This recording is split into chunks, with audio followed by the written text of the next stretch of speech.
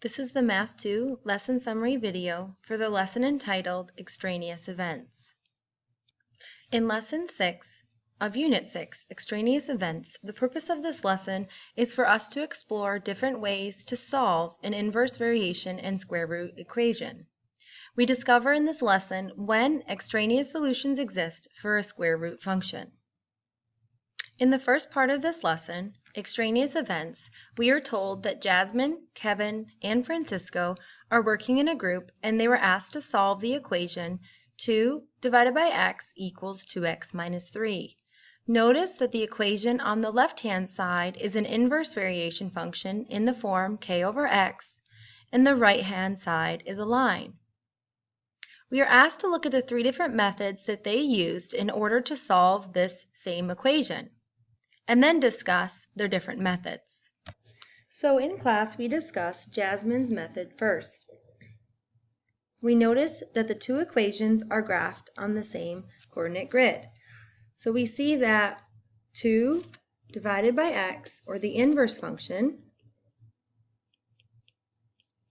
is graphed, and we also see that the line 2x minus 3 is graphed.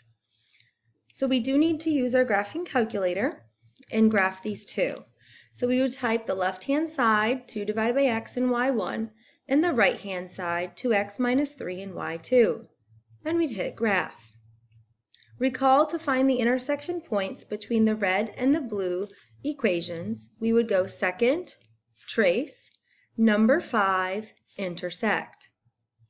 It's asking us first curve to make sure we're on one side of the first curve, and we hit enter. Then it will jump automatically to the second curve, and it's going to calculate the intersection between those 2 points. So when I hit enter for a third time, I got the intersection point to be negative 0.5, comma, let me just make sure, it looks like a decimal, comma, negative 4. Now notice in Jasmine's method, Jasmine did not include the y values. But when we're trying to find the intersection between these two equations, we do need to include the y values. So that is something that Jasmine is missing, but she did find the appropriate x values. So when we go back, let's check the other x intercept value. So number 5, I'm going to move my cursor to the other side of the graph, hit enter, it will jump to the second function, enter, and it says guess, and enter again. So my second solution to the inverse function and the line is 2, 1. So that was Jasmine's method for solving. Examining Kevin's method, it looks to us like Kevin used algebra and multiplied both sides by x first. So when we multiply by x, we know that those will cancel, and we'll just be left with 2 equals x times the quantity 2x minus 3. We can distribute the x, and we would get 2 equals 2x squared minus 3x. And subtract x, and we would get a nice quadratic equation, 2x squared minus 3x minus 2. Recall from Unit 4 that in order to solve or factor and then solve, we would need to factor 2x squared minus 3x minus 2. So 2x times x does give us 2x squared, and 1 times negative 2 does give us negative 2. If we redistributed that, we would get the original function. Therefore, our factors are 2x plus 1 times the quantity x minus 2. We would set each of our factors equal to 0, recall that from Unit 4, and solve for x. So we can see that indeed x equals negative 0.5 and x equals 2. So Kevin's method is solving algebraically. Let's take a look at Francisco's method. It looks like Francisco started off the same way as Kevin. Francisco multiplied both sides of the equation by x. The x's will cancel, so at that point he was left with 2 equals x times the quantity 2x minus 3.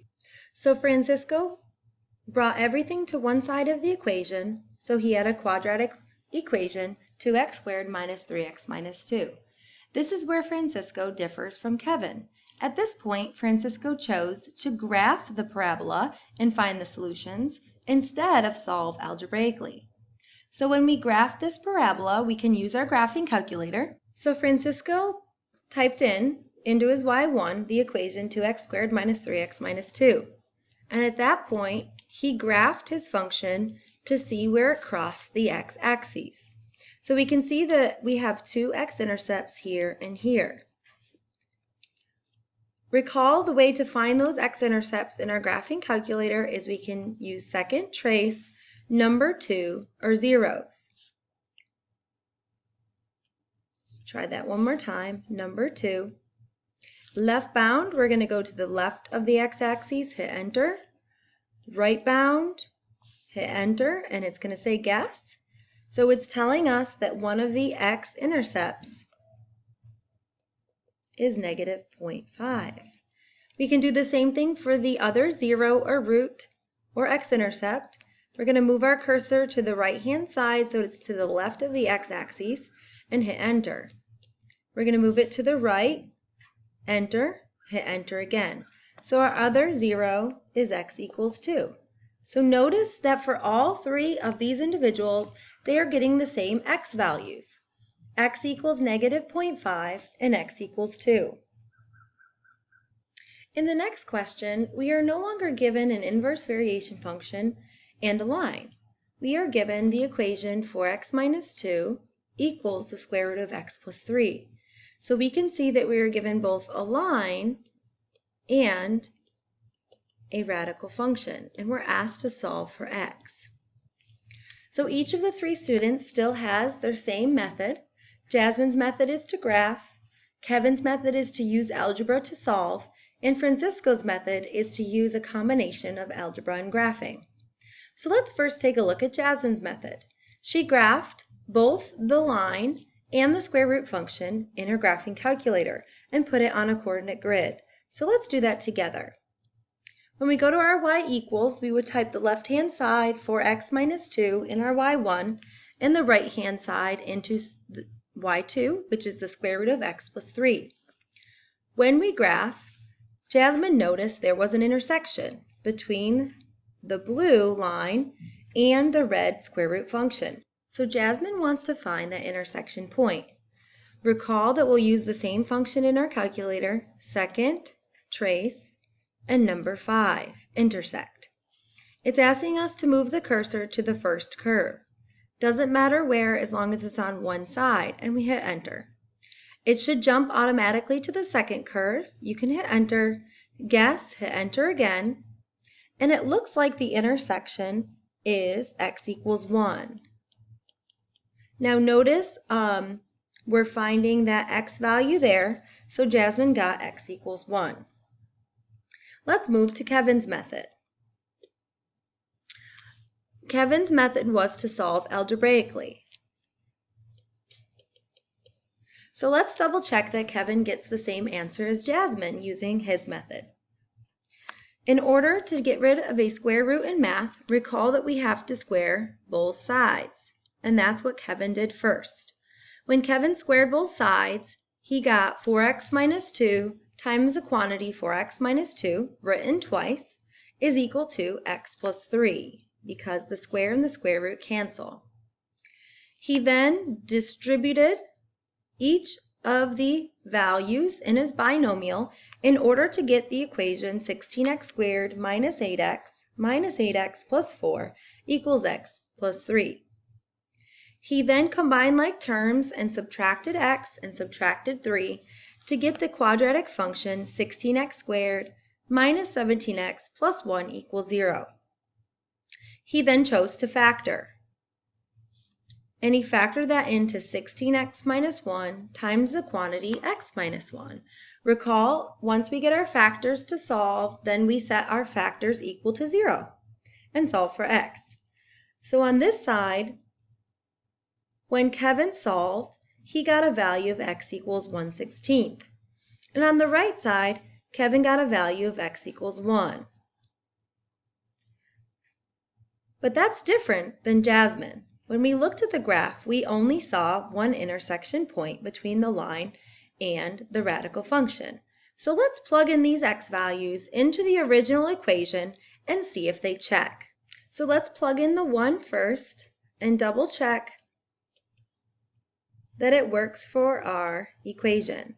4 minus 2 is 2, and the square root of 4 is 2. So that one checks.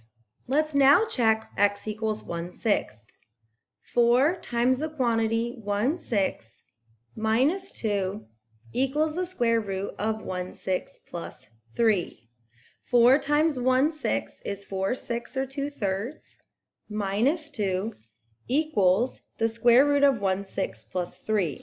So I'll just take the square root of that. I got 3.4, and on the left side, when I subtract those two, I get negative 1.3. These are not equal. Therefore, we say that 1/6 x equals 1/6 is an extraneous solution. So let's talk a little bit about why x cannot be 1/6. Recall that the domain and range for a radical function is restricted. So to have a value of negative 1.3 here cannot be equal to the square root of x plus 3. This value can never be a range value for a radical function. If I go back to my graphing calculator and I take a look in my y equals, I just put in the radical function. Let's go to our table. Notice for your y values, are any of your y values negative? And they are not, because an answer to a square root function can never have an output or a range of a negative number. Therefore, whenever we are provided a radical equation, we must always check our solutions to make sure that they work. If they don't work, we say that our solution is extraneous. So let's take a look at our last example of Francisco's method. Again, Francisco uses a combination of algebra and graphing. Francisco did the first same part as Kevin, got it to be a quadratic function, and then graphed it. Notice here that Francisco got x equals 0.063, which was that x equals 1/6, and x equals 1. Recall we already know that x equals 1/6 will not check, so therefore it is extraneous. But let's take a look at the graph. I've already graphed my function, and I typed in my y equals 16x squared minus 17x plus 1. When I graphed it, I went to second trace and number 2, 0. I went left bound and right bound and hit enter. So checking that first one, we see that one solution for that parabola is 0.0625. But recall, anytime you're given a radical equation, you must plug in both of your x values to check your answer. So let's try a few examples where we're asked to solve and apply the methods that Jasmine, Kevin, and Francisco used to solve these problems. We are asked to identify extraneous solutions. So keep in mind, any equation that has a radical function could possibly have extraneous solutions. I'll highlight those because I see a radical function here, I see a radical function here, I see a radical function here, and a radical function here. So keep in mind, for any radical function, you have to check your solutions. I am going to start on number 2. So we are asked to just solve. And I'm just going to solve using Kevin's method, which is the algebra. So I'm going to multiply both sides by x. I'll get 3 on the right equals x times the quantity 3x plus 4.5. I'm going to distribute the x, and I will get 3x squared plus 4.5x equals 3. At this point, Kevin got all of his values to one side of the equal sign, so I'm going to subtract 3 and get 0. So on number 2, the best way to do this would be to use the quadratic formula. However, we could plug that in our graphing calculator to solve and find the x-intercepts. So now let's work with Francisco's method. Now that we have the quadratic equation, let's graph it and see what our x values are. So in our y equals, I typed in 3x squared plus 4.5x minus 3. I hit graph, and I'm going to use my 0 function, second trace number 2, to find the x-intercepts. So my first x-intercept here is the x value of -2. Second trace, number 2, 0, and my second x-intercept is the value x equals 0.5. So we just used Francisco's method, a combination of algebra and graphing in order to find the x values. So my solutions for number 2 would be x equals -2 and x equals 0.5. Let's look at number 5, a square root function and a line. And let's use Kevin's method this time, where he's going to solve it algebraically. So we'll square both sides to start off with, and we'll get 3x plus 1 equals x plus 1 times the quantity x plus 1. When we distribute the right side, we will get 3x plus 1 equals x squared plus 2x plus 1.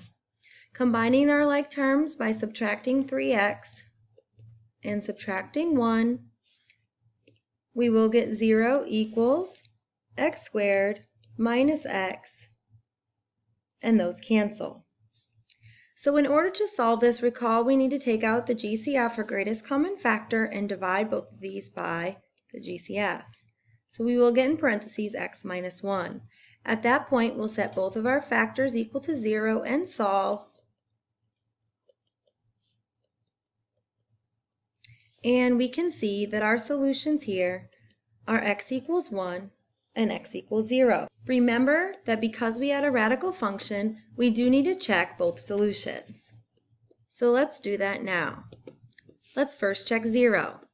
The square root of 3 times 0 plus 1 needs to be equal to 0 plus 1. Well, this side will be 1. 3 times 0 is 0, and 0 plus 1 is 1. And the square root of 1 is 1. So 0 checks. Let's now check 1. The square root of 3 times 1 plus 1 needs to be equal to 1 plus 1, which is 2. 3 times 1 is 3, and 3 plus 1 is 4. The square root of 4 needs to be equal to 2. And we can see that 2 equals 2. Therefore, in this case, there are no extraneous solutions. If you need more help on the Ready, Set, Go homework for this task, please check the Canvas Student Support site.